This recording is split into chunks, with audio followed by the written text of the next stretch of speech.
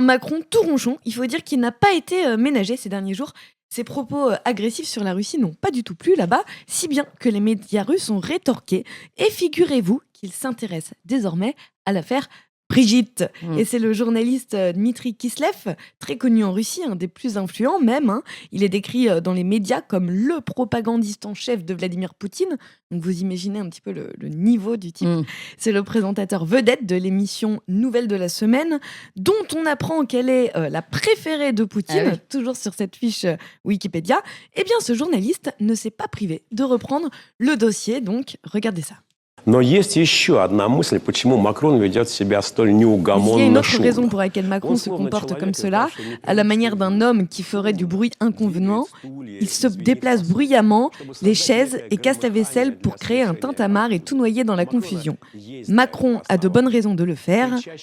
Il s'agit en fait de détourner l'attention avec des soupçons criants concernant son union avec Brigitte, entre guillemets. Voilà, Macron s'agite donc pour détourner l'attention, selon ce présentateur russe. Visiblement, il n'a pas aimé son discours de mercredi. C'est pas passé, hein. Et je ne résiste pas donc à l'idée de vous montrer un petit extrait du reportage qui va suivre. По имени Жан-Мишель Траньо, не брат Jean-Michel Бриджит Trogneux Макрон. n'est pas le frère de Brigitte Macron, mais c'est bien elle-même. À l'âge adulte, il aurait subi une opération de changement de sexe pour devenir une femme. Et en tant que directeur d'un club de théâtre, serait tombé amoureux du jeune Macron, qui était alors écolier. Le voilà sur scène.